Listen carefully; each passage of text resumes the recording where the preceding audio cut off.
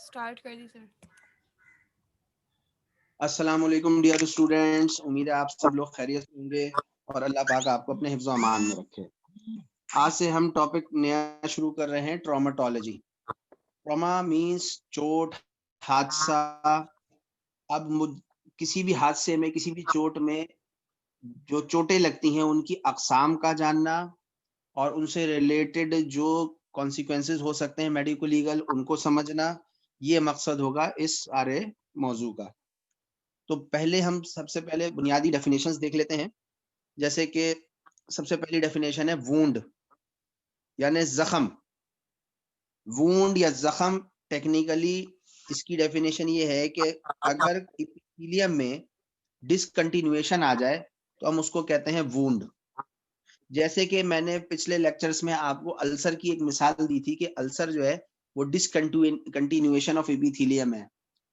तो बेसिकली जख्म की डेफिनेशन भी यही है बुनियादी तौर पर कि स्किन की एपिथेलियम में डिसकंटिन्यूएशन या किसी टिश्यू की कंटिन्यूएशन में डिसकंटिन्यूएशन हो जाए उसको हम कहते हैं जख्म या वूंड। अब मैं डेफिनेशन पढ़ देता हूँ। It refers to break in the natural continuity of any of the tissue of body, both externally और इंटरनली। अब यहाँ पर डेफिनेशन कंप्लीट हो जाती है बैरूनी तौर पर भी और अंदरूनी तौर पर भी। अगर कोई ऐसा मामला हो जाए जिसमें डिसकंटिन्यूएशन हो जाए टिश्यू की, एपिथेलियम की, तो हम उसको कहेंगे जख्म। ठीक है।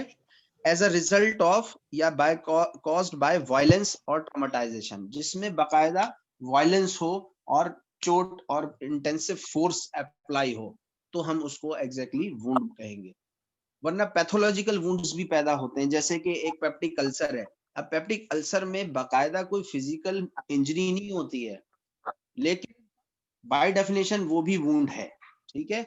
यहाँ थोड़ा सा हम जो फॉरेंसिक मेडिसिन में जिस चीज पर ज्यादा जोर दे देते हैं वो वायलेंस के ऊपर, कि वो चोट जो लगी है वो फिजिकली, चाहे एक्सटर्नली लगी हो चाहे इंटरनली हो, वो फिजिकली डेवलप हुई है और उसकी ऊपर जो इंटेंसिटी थी फोर्स की, that will determine the type of wound.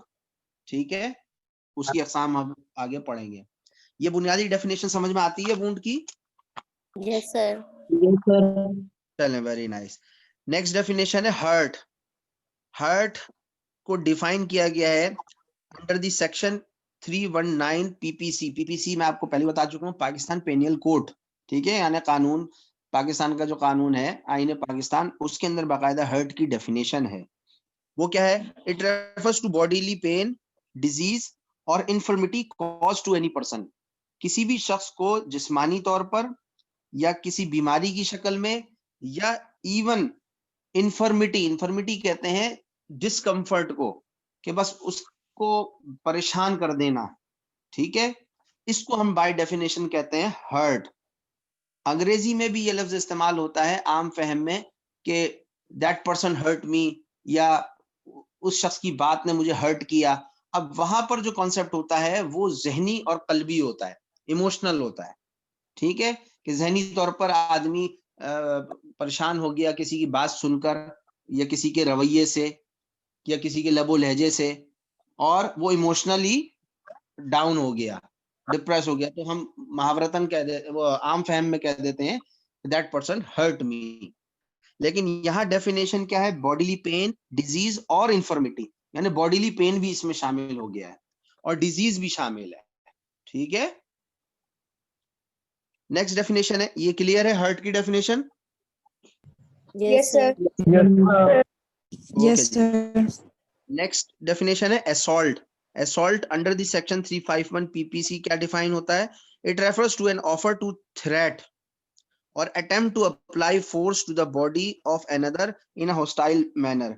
फर्ज करें अगर कोई किसी को ये कहता है कि मैं तुम्हें मार दूंगा, मैं तुम्हें छोड़ूंगा नहीं, मैं तुम्हें देख लूंगा, तो ये बेसिकली एक ऐसा रवैया है जिसमें सामने वाले के ऊपर मेंटली इमोशनली प्रेशर आता है।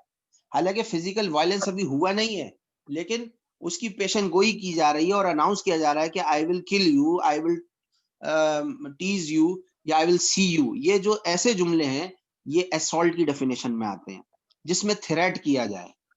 ठीक है। तो थ्रेट करना भी जो है वो कानून की गिरफ्त में आ जाता है। और पब्लिकली अगर किसी ने किसी को थ्रेट दे दिया तो उसमें गवाह भी शामिल हो जाते हैं, उसमें विटनेसेस शामिल हो जाते हैं, और बाद में अगर उसको बॉडीली पेन वाकई में हुआ, कोई नुकसान हुआ, तो फिर पर्चा उसी के खिलाफ कटता है जिसने धमकी दी होती है, और उसके गवाह भी मौजूद होते हैं। अलबत्ता ये हो ऐन मुमकिन है कि वो सिर्फ धमकी दी हो, काम किसी और ने किया हो, लेकिन इन्वेस्टिगेशन फिर वहीं से शुरू होती है। प्राइमरी एक्यूज पर्सन जो है वही माना जाता है जिसने धमकी दी होती है। तो कोशिश करें कि ऐसे सीक्वेंस से बचें, ऐसे मौकों से बचा जाए। कभी भी ऐसे जुमले जबान से अदा ना करें जिसमें किसी, वैसे भी अखलाकी बात अच्छी नहीं है, लेकिन इसमें जो है कानूनी गिरफ्त आ जाती है। अच्छा, नेक्स्ट डेफिनेशन है बैटरी। इसको बैटरे भी कहते हैं, बेसिकली बैटरे है ये लफ्ज। अंडर द सेक्शन 350 पीपीसी इसकी डेफिनेशन कुछ इस तरीके से है, it refers to the actual application of force directly और इनडायरेक्टली, और it is assault brought to completion.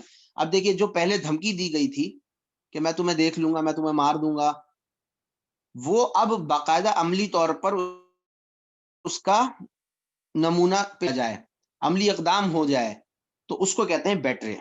ठीक है, डायरेक्टली मारा जाए या इनडायरेक्टली। से फॉर एग्जांपल, खुद नहीं मारा, किसी और से पिटवाया, किसी और से मरवाया, तो वो भी इसी में आएगा, और डेफिनेटली ये क्राइम है।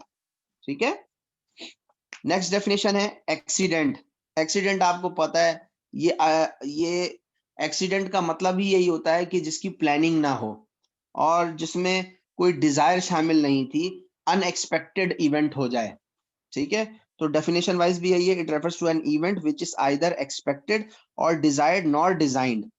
अच्छा, कुछ एक्सीडेंट्स एक्सपेक्टेड भी होते हैं। मसलन आप स्कूटर लेकर निकले, आप गाड़ी लेके रोड पर निकले, तो भाई जब गाड़ी रोड पर आ जाती है तो आप खाली तनहा रोड पर नहीं होते हैं, और लोग भी रोड पर होते हैं, तो आपस में कोलिजन्स हो सकते हैं। तो इसकी प्रोबेबिलिटी 50% है, तभी कहा जाता है सीट बेल्ट बांधे, तभी कहा जाता है हेलमेट पहने, तभी कहा जाता है रूल्स की वायलेशन ना करें, ओवर स्पीड ना करें। तो ये तो एक्सपेक्टेड है, लेकिन कुछ चीजें अनएक्सपेक्टेड होती हैं और अनडिजायर्ड होती हैं। कौन चाहेगा कि उसका नुकसान हो? ठीक है, तो ये बाय डेफिनेशन एक्सीडेंट की ये इस तरीके से इसको डिफाइन किया जाता है। सुसाइड आपको पता है, खुदकुशी करना, ये भी काबिले गिरफ्त जुर्म है, और ये कहते हैं कि वो कोई शख्स खुदकुशी कर रहा था, वो मरना चाहता था, अब वो बच गया या बचा लिया गया, तो वो बेचारा तो मरने की कोशिश कर रहा था, अब उसको कैद हो जाएगी, क्योंकि ये जुर्म है, स्टेट लॉ इसको जुर्म कहता है। लेकिन इसमें ये भी है कि काउंसलिंग और रिहेबिलिटेशन की तरफ भेजना चाहिए ऐसे विक्टिम को, कि वो क्या रीजंस थे जिसकी वजह से वो खुदकुशी कर रहा था। डेफिनेटली डिप्रेशन है, तो डिप्रेशन का इलाज करना चाहिए, सजा से बेहतर है कि इलाज किया जाए, और इलाज जो है वो रिहेबिलिटेशन को ही कहते हैं। ठीक है, तो सुसाइड की डेफिनेशन है कि it refers to self murder attempt. Suicide is an unlawful act under the section of 309 PPC. ये मैं कानूनी डेफिनेशंस आपको बताता चला जा रहा हूँ। ठीक है, होमिसाइड का मतलब है कि किसी को मारना। अब इसमें दो टाइप्स दी हुई है, लॉफुल और अनलॉफुल। अच्छा, अनलॉफुल तो डेफिनेटली काबिल गिरफ्त है, जुर्म है किसी को मारना। लेकिन लॉफुल किलिंग क्या है? लॉफुल किलिंग ऐसी है जैसे कि जंग हो रही है, अब जंग आमने सामने आ गए दो सिपाही, तो वो कोई चाय की पार्टी थोड़ी करने नहीं आए हैं ना, या ईद मिलने तो नहीं आए, एक दूसरे को मारने आए हैं, फतह करने आए, तो वहां पर ये जस्टिफाइबल है। ठीक है, या फिर जज ने सजा दे दी, सजाए मौत, तो अब जो जल्लाद है वो उसको लटका रहा है, अब बेसिकली देखा जाए तो वो उसको मार रहा है, वो होमिसाइड कर रहा है, लेकिन वो कानूनी तौर पर जायज है, और उसकी जस्टिफिकेशन दी जा चुकी है और जजमेंट आ चुकी है। तो इसकी इस तरीके से दो टाइप्स होती हैं होमिसाइड की, लॉफुल और अनलॉफुल। यहां तक बात समझ में आई? Yes, sir. Sir. Yes sir. Okay जी, नेक्स्ट आगे देख लेते हैं। Injury under the section 44 PPC क्या है? It refers to any harm whatever illegally caused to any person in body, mind, reputation or property. All wounds are injuries, but all injuries are not wound. बहुत अच्छा जुमला है ये।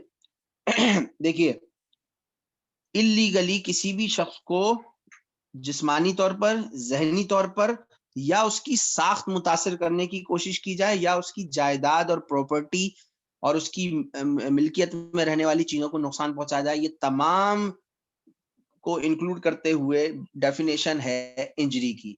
यानी अगर आप किसी की साइकिल का पहिया निकाल दें, या साइकिल पंचर कर दें, या पेट्रोल चोरी कर लें, या किसी की खड़ी हुई गाड़ी का शीशा तोड़ दें, या किसी के घर के दरवाजे पर लगी हुई लाइट को तोड़ दें, बेल खराब कर दें, ये जितनी छोटी छोटी चीजें जो अभी मैंने मिसाल के तौर पर दी, ये माशरे में हो रही होती हैं, बाय डेफिनेशन ये इंजरी है।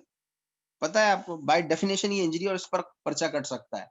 खड़ी गाड़ी पर आपने जाके कचरा फेंक दिया, उसकी प्रॉपर्टी को नुकसान पहुंचाया, यहाँ पर्चा कट सकता है। लेकिन लोग नजरअंदाज कर लेते हैं, आपस में सेटलमेंट कर लेते हैं और नजरअंदाज करके खत्म कर देते हैं। बात अच्छी बात है, वरना जुडिशरी पर इतना बोझ आ जाए कि पता नहीं कितने केसेस ऐसे चल रहे होंगे कोर्ट में कि जिसमें लोग एक दूसरे की प्रॉपर्टी, खड़ी हुई प्रॉपर्टी को नुकसान पहुंचा रहे होते हैं। ठीक, इसी तरीके से रेप्यूटेशन। अब कोई शख्स से कारोबार करता है उसकी दुकान के आगे जो है वो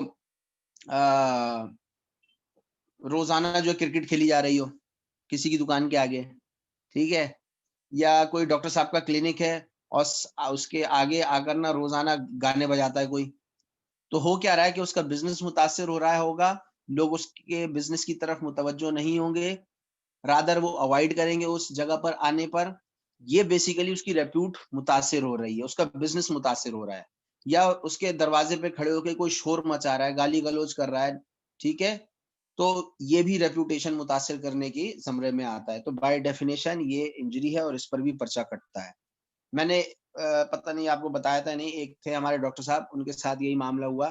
क्लिनिक पर एक खातून आकर बिल्लावजह में शोर मचाना शुरू कर दिया उन्होंने ना, और एक मर्तबा नजरअंदाज हुआ, 2 मर्तबा नजरअंदाज हुआ।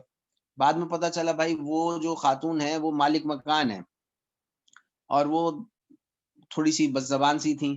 उनके शौहर का इंतकाल हो गया था। पहले किराया वो लेता था उनका शौहर, अब जब इंतकाल हो गया तो वो आ गई और बगैर नोटिस के वो शोर मचाना शुरू कर दिया।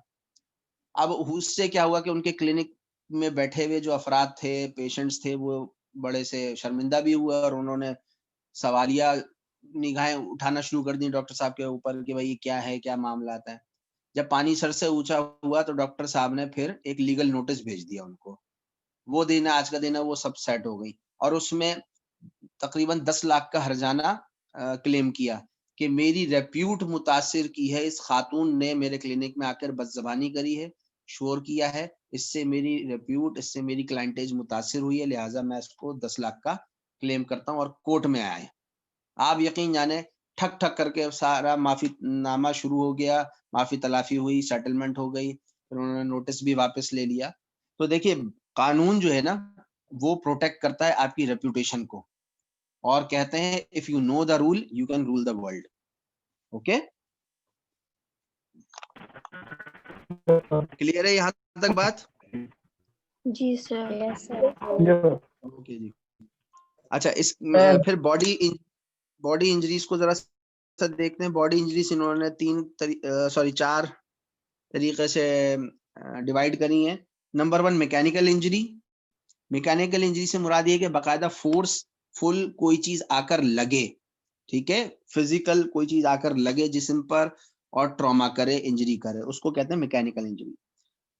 दूसरा है fire arm injury. Fire arm को बिल्कुल थोड़ा अलग किया है और इसको अलग से ही समझेंगे। फायर आर्म का मतलब है कि बुलेट इंजरी, आतिशी असलहे से होने वाली जो इंजरीज होती है, गोली लग जाना, गोला बारूद है, इसमें बैलिस्टिक्स भी आ जाते हैं, इसमें बॉम्ब एक्सप्लोजन्स भी आ जाते हैं, ठीक है, उससे होने वाली जो इंजरीज होती है उनको फायर आर्म इंजरीज कहा जाता है।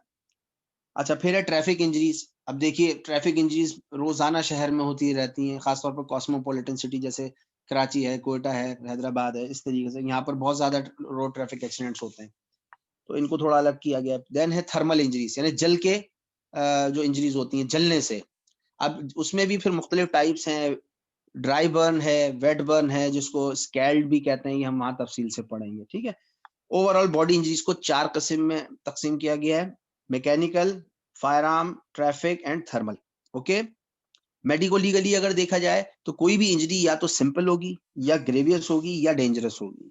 ये सिंपल, ग्रेवियस और डेंजरस से मुराद ये है, सिंपल इंजरी में ये होता है कि जख्म ठीक हो जाता है, बॉडी पेन जरूर होता है, लेकिन कोई डिसफिगरेशन नहीं होती, कोई जानलेवा कैफियत नहीं बनती। ठीक है। ग्रेवियस इंजरी में और डेंजरस में इंटेंसिटी ऑफ इंजरी का भी फर्क है, यानी शदीद होगी इंजरी और जान खतरे में पड़ जाए तो फिर हम उसको डेंजरस इंजरी कहेंगे या ग्रेवियस इंजरी कहेंगे। ठीक है। ये मेडिको लीगल क्लासिफिकेशन है। इसकी मिसाल ऐसे ले लें कि फर्ज करें आप कभी बचपन में पिटे हैं किसी बड़े से? Yes sir. चमाट खाते कभी? बहुत दफा। बहुत Yes, दफा। sir. ठीक है। लेकिन क्या उस चमाट खाने पर कोई शिकायत, कोई एफआईआर कभी दर्ज कराई? No sir. No sir. अच्छा, रीजन ये कि अक्सर औकात ये पिटाई आपके बड़े कर रहे होते हैं इस्लाह के लिए।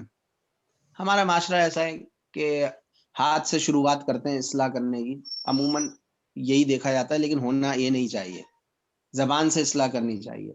अच्छा, दूसरा ये कि असातिज़ा, टीचर्स, मदरसे, उधर भी ये रिवायत आम है कि छड़ी ली हुई होती है, मारते हैं पीटते हैं बच्चों को, लेकिन कभी कोई शिकायत दर्ज नहीं होती। उसकी वजह ये होती है कि पिटाई में जो इंजरी आती है वो मामूली नौयत की होती है, लेकिन अगर वही इंटेंसिफाइड हो जाए, जोरदार चमाटा पड़ जाए कान के नीचे और बंदा बेहोश हो जाए, बच्चा बेहोश हो जाए, तो फिर मारने वाला भी परेशान हो जाता है और फिर माँ बाप भी परेशान होते हैं और फिर कंप्लेंट लॉन्च करते हैं। ठीक है। ऐसे वाक़यात आप देख रहे होते हैं, आए दिन खबरें आ रही होती हैं कि मदरसे के फला टीचर ने या स्कूल के टीचर ने इतनी सख्त सजा दी कि बच्चा बेहोश हो गया या मर गया, तो फिर उधर एफआईआर कटता है। इसका मतलब ये कि सिंपल इंजरी नहीं थी, वो ग्रेवियस और डेंजरस में कन्वर्ट हो गई। लिहाजा वायलेंस किसी भी शक्ल में हो अवॉइड करना चाहिए। नसीहत भी करनी है, इस्लाह भी करनी है, तो कोशिश ये करेंगे जबान से उसको समझा दें और इस्लाह करें उसकी। ठीक है। तो मेडिको लीगल क्लासिफिकेशन कुछ इस तरीके से। यहाँ तक बात क्लियर है? Yes sir. अच्छा जी, अभी फिलहाल यहाँ वीडियो पॉज करें, एब्रेशन को नेक्स्ट वीडियो में लेते हैं, फिर दोबारा